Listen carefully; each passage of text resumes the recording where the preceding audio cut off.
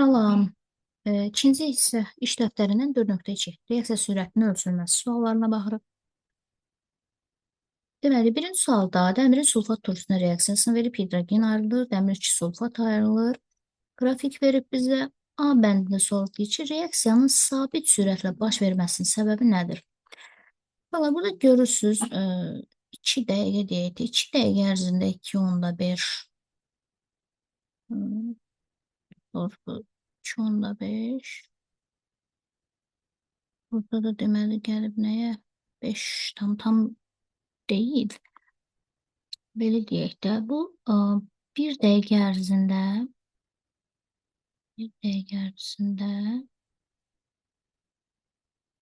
dəmirin sərf olunan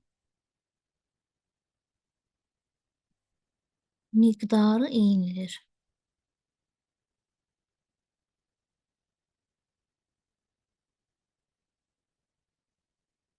Abone olun, like edin, rəy yazın, video linkini paylaşın. Sağ olun.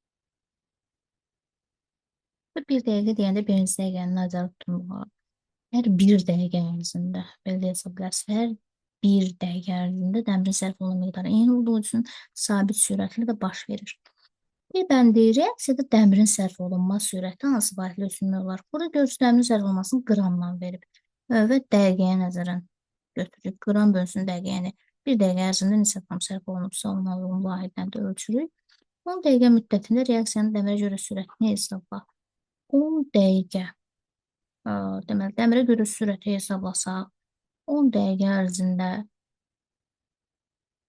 neçə qram sərf olunub? Görürsünüz burada 20-dir. 20 qram.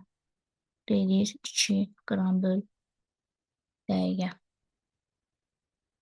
Əgər reaksiya eyni sürətlə 15 dəqiqə davam edərsə, dəmirdən neçə qram sərf olunar? Əgər reaksiya eyni sürətlə davam edəsin, 15 dəqiqə davam etsin. Vallahi, biz deməli nə tapdıq? Hər bir dəqiqə ərzində təxmini 2 dəqiqədə 2 qram sərf olunur. 10 dəqiqədə 20 qram sərf olunur. 20 qram. Üstə gəl bunun 15 dəqiqə davam edir. Yəni, əlavə olaraq 5 dəqiqə davam edir. 1 dəqiqəsində 2 qramdırsa, 5 dəqiqəsində də 5 2 10. 10 qram olacaq və toplamda 30 qram sərf olunmuş olacaq.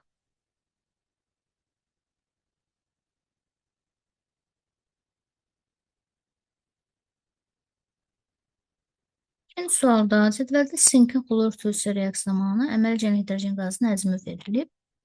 A-da soruşur ki, sinkin sərf olma sürəti hansı vahidlə ölçülür? Sink bərk maddə olduğu üçün qram bölünsün dəqiqə ilə ölçüləcək. B-də deyir, hidrogen əmələ gəlmə sürəti hansı vahidlə ölçülür? Hidrogen isə burada göz həzmlə verilib də qaz halındadır.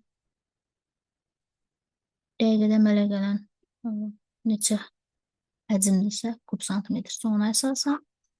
Abone olun, like edin, rəy yazın, video linkini paylaşın. Sağ olun. Bəndə deyir, 1, 2, 3 və 5-ci dəqiqələrdə reaksiyanın sürətini hesabla. Birinci dəqiqəyə baxaq. Birinci dəqiqədə nə qədər qaz ayrılıb? 0-1 dəqiqə arası 10 kub santimetr. 10 kub santimetr böl dəqiqə. İkinci dəqiqəyə baxaq. 1 və ikinci dəqiqə arası baxın. 10 idi, 18 oldu. Nə qədər ayrılıb? 8. 8 kub santimetr oldu 1 dəqiqə ərzində. 3-ə baxaq, 18, 24. 24-dən 18 çıxsaq 6, 6 kub santimetr ayrılıb dəqiqədə. Və ən son olaraq 5-ciyə baxaq, 33.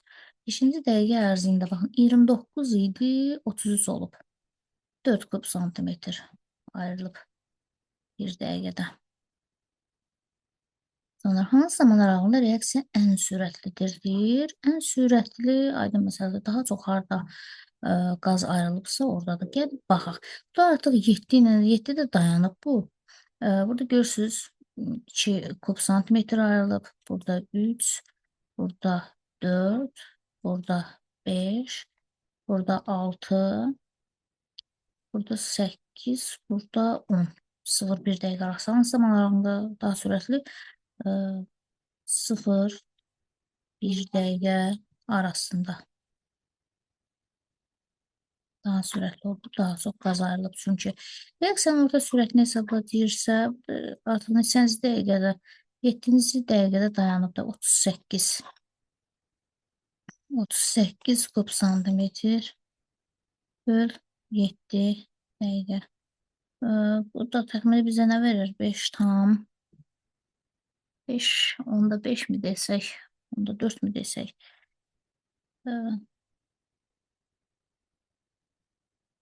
5 onda 4 təxmini deyək də 5 onda 4. Təxmini deyək 5 onda 4 kub santimetr böl dəqiqə.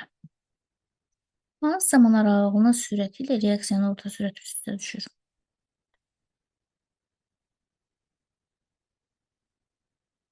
5 onda 4 olsun. Təxminən 3-4 dəqiqə arası.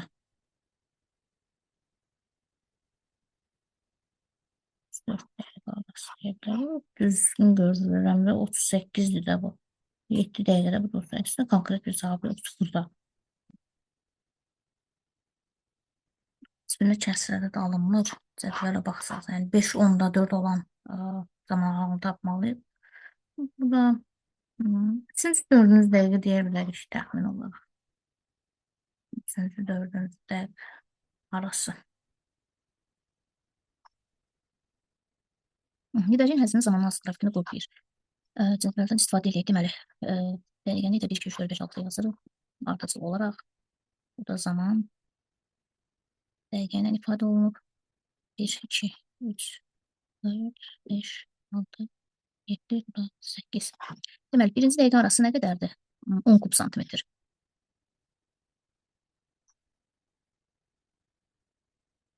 Yazaq, ayrılan H2 həzmi və kub santimetr ifadə. Deməli, birinci dəqiqədə 10 kub santimetr, 10. İkinci dəqiqədə nə qədər olur? 18.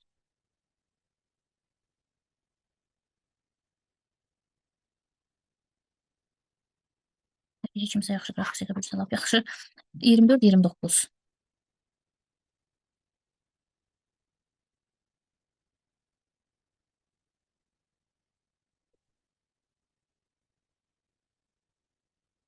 Əslində bu yəni fikir verməsiniz burada bu hissəyə. Məsələn burada 5 fərq olur. Burada 6 fərq, burada 8 fərq. Bu azala-azala getməlidir.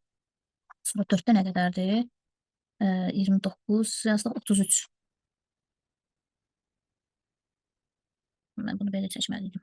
Dəqiqə geri dönək.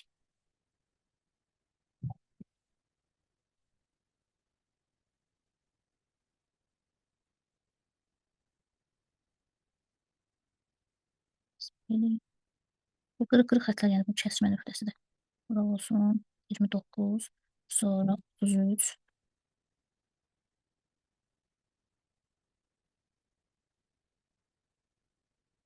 Səliqə çəkməyə çalışıram.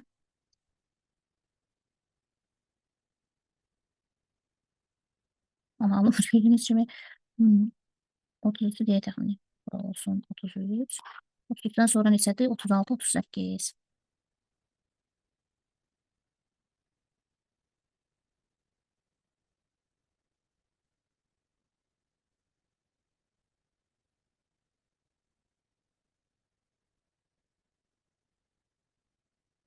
Altı deyək.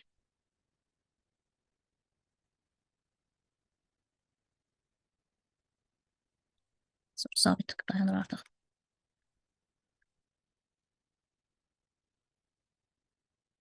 Özü 38 deyək. Birini başa sala bilmişsiniz. Sadəcə bunu aşağı yazın, dəftərdə yazın da daxil ölçmək olur. Hər bir, yəni reyndetiniz edirsinizsə, hər birinə uyğun. Orada da x qrupunda qoymalısınız. Belə, yəni burada sadəcə artan sürətlə yazmalısınız və sabit qalmır. Məsələn, burada yuxarıda var idi, bu belə sabit qalır. Burada sabit qalmır gördüyünüz kimi. Çünki zaman aralığında alınan bu hidrogenin sayı, həcmi fərqlidir. Bu qədər, sağ olun.